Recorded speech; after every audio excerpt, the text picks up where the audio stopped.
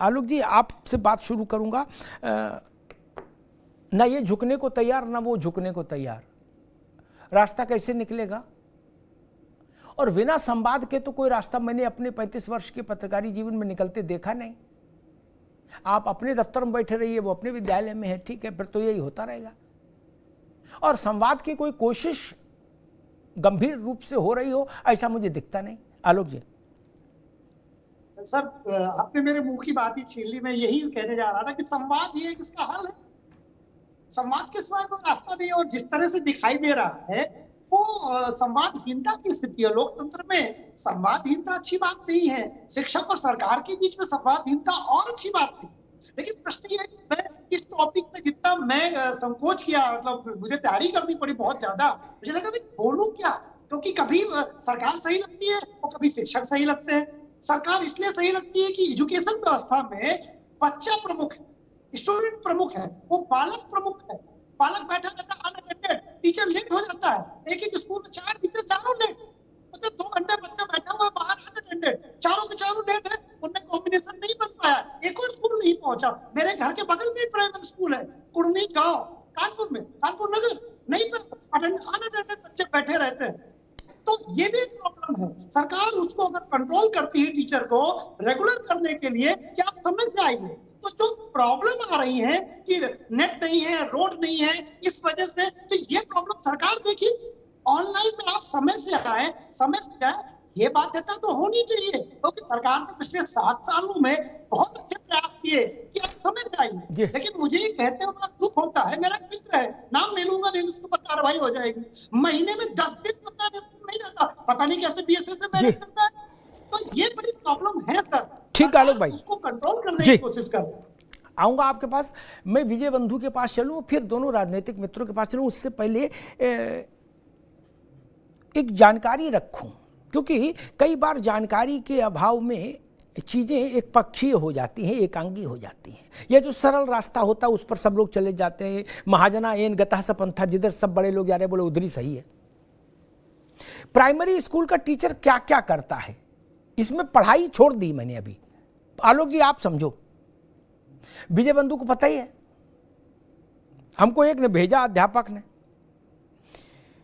बोले भाई सबका आधार सत्यापित करो, फिर वो ऑनलाइन करो, जिनका आधार ना बना हो उनका स्वयं आधार बनवाओ, खाना बनवाकर खिलाओ मिड डे स्कीम में, दूध फल सब्जी लाओ मंडी से, ठीक, पुस्तकें बांटकर ऑनलाइन फीड करो, अभिभावक का आधार फीड करो, बैंक से सीड कराओ, बाल गणना करो, जनगणना करो, निपुण लक्ष्य हासिल करो, बिना सफाई कर्मी के लेटरिन को स्वच्छ रखो, पेयजल की समुचित व्यवस्था करो, बोट बनाओ, घर घर सर्वे करो, मीटिंग में जाओ, ट्रेनिंग करो, चुनाव के पहचान पत्र बांटो, चुनाव की पर्ची बांटो, चुनाव भी निपटाओ, काउंटिंग भी कराओ, विद्यालय की मरम्मत कराने की जरूरत हो तो मरम्मत कराओ, एक एक पैसे का हिसाब दो, पोलियो ड्रॉप आ जाए तो वो भी पिलवाओ, बोर्ड परीक्षा में जाओ।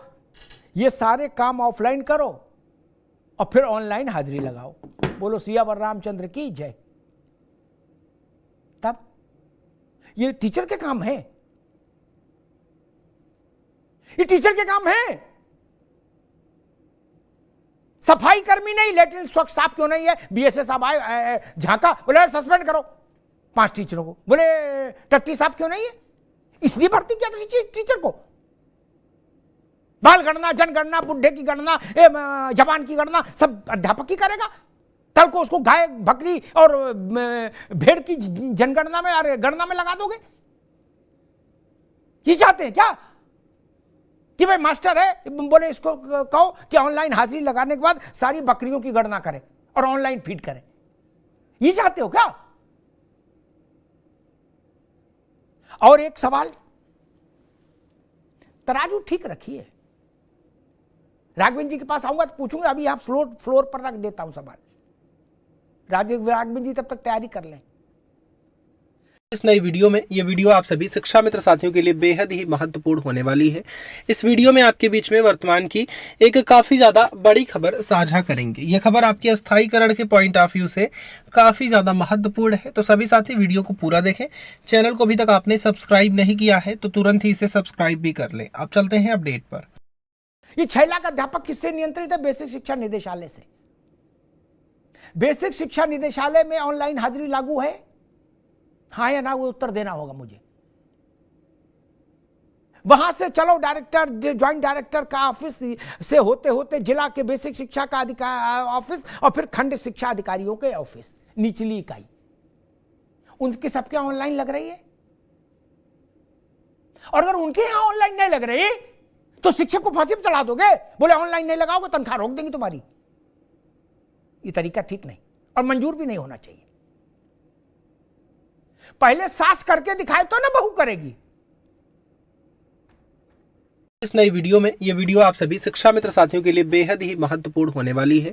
इस वीडियो में आपके बीच में वर्तमान की एक काफी ज्यादा बड़ी खबर साझा करेंगे। यह खबर आपके अस्थायीकरण के पॉइंट ऑफ व्यू से काफी ज्यादा महत्वपूर्ण है, तो सभी साथी वीडियो को पूरा देखें। चैनल को अभी तक आपने सब्सक्राइब नहीं किया है तो तुरंत ही इसे सब्सक्राइब भी कर लें। अब चलते हैं अपडेट पर। क्या वहां लागू हो गया तो सरकार बता दे। मैं अध्यापकों से अपील करूंगा कि भाई आपके जब बड़े ऑनलाइन हाजिरी दे रहे तो आप क्यों नहीं देंगे? विजय बंधु, मुझे बताइए, शासन के स्तर से, सर्वोच्च स्तर से कोई बातचीत की पहल शुरू हुई? सर बहुत बहुत धन्यवाद आपका जी। और आपने बड़ा सवाल और महत्वपूर्ण सवाल किया। 5 दिन आज हो गए। इतना बड़ा संकट है, इतनी बड़ी समस्या है, बताई जा रही है, चारों तरफ चिल्लाया जा रहा है। अध्यापकों की गरिमा और उनके सम्मान के खिलाफ तमाम चीजें लिखाई जा रही हैं। 5 दिन से कोई भी अधिकारी लेवल पर, प्रशासन लेवल पर, शासन लेवल पर कोई वार्ता तक नहीं हुई। इतनी संवेदनहीन सरकार है कि वो वार्ता तक नहीं करने को तैयार है। अरे समस्या है, हम भी बैठने को तैयार है, हमारे प्रतिमंडल बैठने को तैयार है।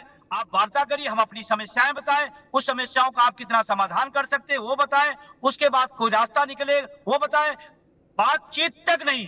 मतलब ये अपने आप में अद्भुत बात है। 6-6 लाख शिक्षक अपनी इस विरोध को जता रहा है, काम करते हुए जता रहा है, अपने विद्यालय में उपस्थित अपना काम करते हुए जता रहा, लेकिन कोई संवाद तक नहीं हुआ। ये बड़ा दुर्भाग्यपूर्ण है। और मैं सर, आपने बहुत अच्छी बात उठाई कि जो टीचरों की समस्याएं हैं उनको हल करने में कितना टाइम लगता है शासन को। आप सीएल कह रहे हैं, दे दीजिए, टीसीएल दे दीजिए, चिकित्सा दे दीजिए, उनको प्रतिपूर्ति, उनको क्यों इतनी देरी क्यों हो रही है?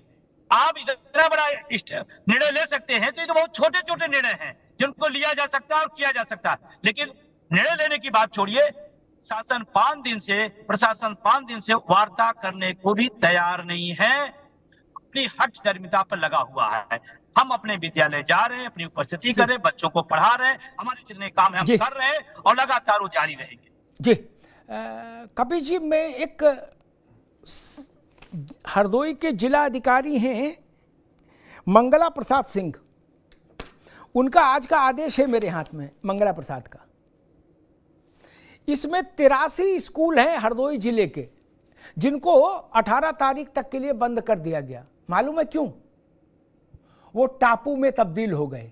ऊपर जल, नीचे जल, मध्य में जल, जल ही जल, वहां पहुंचना संभव नहीं। तो डीएम ने 83 स्कूल बंद कर दिए। वहां ना ऑनलाइन हो सकती ना ऑफलाइन हो सकती, वहां लाइन ही खत्म हो गई।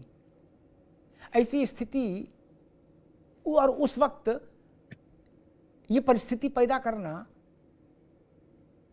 जब आपको पता है कि हमारी व्यवस्था इतनी मजबूत है कि हमको बरसात में एक एक जिले में 80-80, 90-90 स्कूल बंद करने पड़ेंगे 10-10 दिन के लिए, तो काहे को इतना बड़ा बवाल क्रिएट किया अभी? कपिल जी। अमिताभ जी, सबसे पहली चीज तो ये है कि जब लोकतंत्र में राजतंत्र स्थापित किया जाता है तो उसका सफल उदाहरण मोदी और योगी शासन है। एक एक करके सारी जनता के साथ इन्होंने वही व्यवहार किया है। और टीचरों के साथ जो ये व्यवहार है, आपको एक बात बता दें, क्योंकि भाई हम लोगों के भी रिश्ते में तमाम टीचर्स हैं और हम लोग रोज उनकी मुसीबतों से दो चार, क्योंकि हम लोग कोई बड़े अंबानी के घर से नहीं आते। आपको बता रहे हैं कि इनसे शिक्षा के अलावा सारा काम करवाया जाता है। और इनके यहां यह है कि king can do no wrong. हमने अगर कोई आदेश कर दिया तो वो तुम पे लागू होता, हम पर नहीं लागू। और ना आप कह सकते हो कि गलत है। भाई राजा जो कहे वही कानून। लोकतंत्र होता तो दूसरे पक्ष की भी सुनते।